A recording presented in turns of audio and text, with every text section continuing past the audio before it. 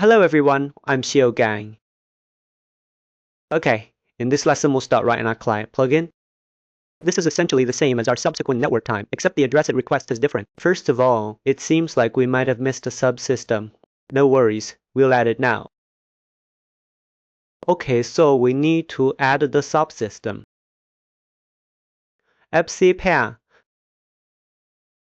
and its name, we'll call it XGN simple. Then client.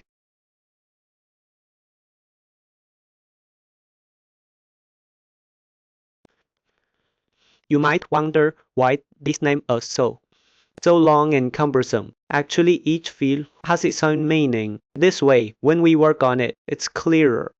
Yes, okay. Once we have this subsystem, we'll put it in the sprite. It's very easy to implement. So we need to create a standard in the sprite. Okay, let's check again. Didn't see it. Let's go back again. Then let's check again. Let's click on CPP. Then let's refresh. Turn off the sound.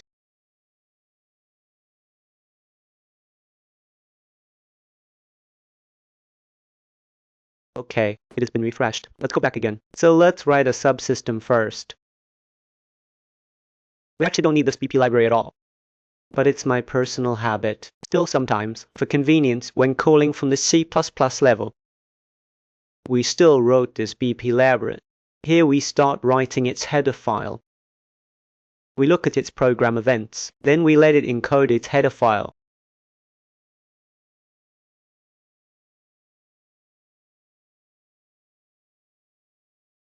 Okay, make sure it compiles successfully.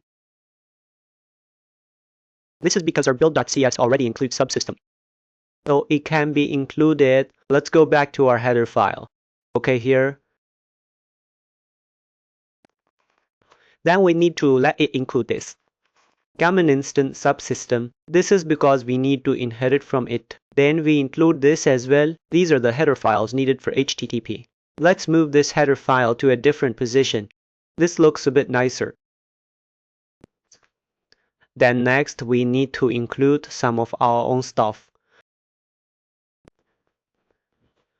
We mainly need to include these two.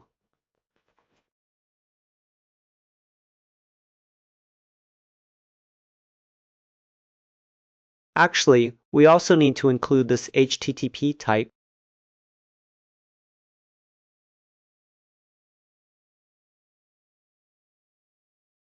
Okay. Alright, so we finished including the header file here. Next, let's go and include it. Declaration file. Include the declaration file as well. At this point, it's normal for it to show red underlines. We haven't generated it yet. We need a U class, and we need this subsystem. We don't need to export the red, because we let it red. Access the BP library. When we test, we can add this export tree. Let me think about it. We don't need this export tree red. Actually, if you need it here, you can add a spot here. Then this spot will need the export tree red. As for this export tree red, we'll do it like this. Then this needs to be all uppercase. Okay. Alright, okay. Then we are here. We start creating 3 methods. For the 3 methods, that is to say, these are some methods of our subsystem. Here actually for these 3 methods, we shouldn't need to write anything. So sometimes we want to take a shortcut. We can write it like this. We directly let it execute sub here. Borrow it over. Okay. With this in place, when we subsist, we now need to proceed with implementing these functions. How to do it? Let's first implement a check vision function. Check vision is used to check whether the versions on both sides are consistent. Before writing this check vision, 歪圈你强筋不易干提呆. This config is mainly used to record some configuration information. Here, let's first include the header file for this config. We also include this px utility to make it more convenient when we read the information. Okay, I'll just paste this here. This config is the same thing we learned earlier. That is, we need to do a simple configuration in our editor. So it requires us to first give it a member variable. These public member variables. So what do these member variables mean respectively? Their meanings are actually quite simple. For example, collaboration is the version of our client plugin. Okay, the client plugin version, then the server has a troublesome IP. Now we are on 80,033, right? 24 by default, and our hash count is 10. This corresponds to the server. We'll confirm when we link up. Then there is a token here. Yes, the token we are using. Then this name. This place needs to include the reflection file.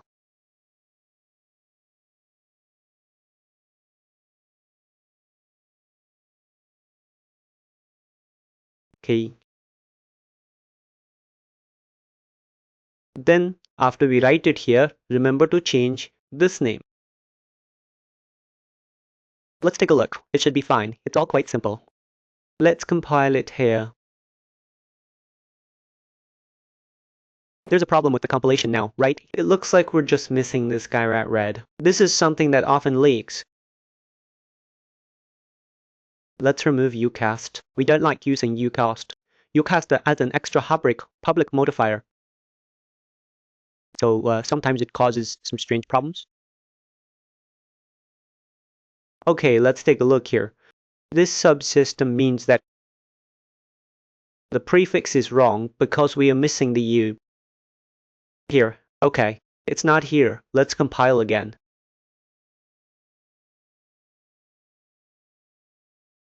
Okay, let's compile score first, right? Okay, then let's continue to improve our collect here. That way, the setting. What we will improve next is this. We needed to display at a specific position in our engine. Let's format it again. It is in the ID, and its preceding menu category. Then its section arm is probably like this. Then after completing this, we still need to add another method. As mentioned earlier, we need to get this method. This method allows us to get this class. Then we can use the methods in this class to directly read the properties inside and get the modifiable CDO object, right? Okay. Then next, we need to work on the constructor, because when it constructs, we let it do a good thing. Let it read our uplug. Just go read the plugin. This plug car is this plug car. Find this plug tar. We find this plugin description. Then get this plugin description. We set its WSHONM equal to our copy to our collation. This is constructed when the engine initializes. This way, we can read the version of our client plugin development without needing to write another location, because it already has a WSHONM here. We just reuse it. Let's compile it again now. Well, it fails to compile here, right? Let's check the reason why it fails to compile. It's because our constructor function was written incorrectly. Because it's leaning over. Okay, now it compiles successfully. And what's worth noting here is, deal through the server, we make the version, performed a special handling. We do not allow you to modify it. So this part is a variable, and this colligation is unmodifiable. And then this part, config, actually this thing, it's hard-coded. This is the same as what we do on the server. The handling done on the server side is the same. We do not allow you to. We only allow the author to do this. That is, you use this plugin. You write this plug. Only hard coding at the code level is allowed. You're not allowed to modify this parameter through configuration. In fact, it is just like the engine. There is a lang in the engine. Below it there is a vision. We have taken you through it many times in previous chapters. That thing in vision.h. Right. Here we are. You see here, this place is called planks. We rotate here. This is our initialization parameter. You can see there's no problem at all. Okay, let's continue looking further. First, we need to prepare the first method. So what is our first method? Let's start from the top and work down. We'll start writing from the middle layer. Our first method is called this method. It's called checkVision, mainly to compare the versions on both sides. There's a proxy here, right? As for this proxy, we need to write it into this BP library. Actually, writing BP library here is not very appropriate, but it should be okay. In this section, we will perform a relatively dangerous operation. This is called circular dependency. It may cause, so here I declare two parameters. These two parameters are the result, and a result of the logging server scope. Let's change this name. We'll call it simple server. Result type. This is an enum. We declared it, and obviously we need to include this file here. Include it, because we will put some common information here. Actually, this thing can be completely moved to this place. I can't get in. Just ignore it. I'll come here, because our H and that. Our BIP library and our subsystem both use it. I'll put it here. Okay. So here, we actually have a enum. I just directly brought this enum in. This enum looks like this. It's a bit long. After having this enum, we can then include this reflection file. The name of this reflection file is this. Okay, let's first make sure it compiles successfully. It's an enum of this length. Actually, for this enum, some of it might not be used, but I won't delete it here, because we might use it, right? Yes, you can keep it for future epension, because some of it might not be used. I put all the interface enums here. And the L file library, including this enum, is fine. And in subsystem, we also included A, and that's fine too. Then we need to change this name. Let's take a look. Click here. Let's check if this agent has been successfully generated. Let's compile it now. Okay, there's a compilation error here. Because, let's see, it's this enum, this name. This enum needs to be found. There's quite a bit of red here. It looks a bit uncomfortable. Once it compiles successfully, it will be able to recognize it normally. Okay. Actually, this is an enum used to define our return results. But sometimes many people don't like enums. He only wants to know success or failure. That's no problem either. We'll just give a boolean. So this is a dynamic singleCat delegate. Then our subsystems, when it actually executes, it executes it. And currently we haven't done anything. Compile again. It should be fine. Okay, then in the BP library, we start writing our method, because this method is exposed to our blueprint for use. So the first method is our checking this here. We need to write a public. If you don't write it, actually it has the U class. It will add an extra public tag. It's really annoying. This is a deprecated red warning from legacy. We check this place and execute check. Then here we set it as a SampleClient. Check this version. And this is the world context. We put it here. Put this cutover here. Then this world context needs, if it's a blueprint call, need blueprint to fill. If it's a C++ call, we need to call it ourselves.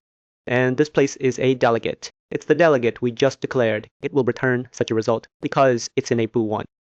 Okay, so how do we do it in here? Actually, we need to use this assertion here because we want this thing to definitely exist. If it doesn't exist, the code has a flaw. We don't allow that. We can put a semicolon here. Then we here, copy it over. If this thing exists, you get out. We now include the header file. We need to include this game static, this module.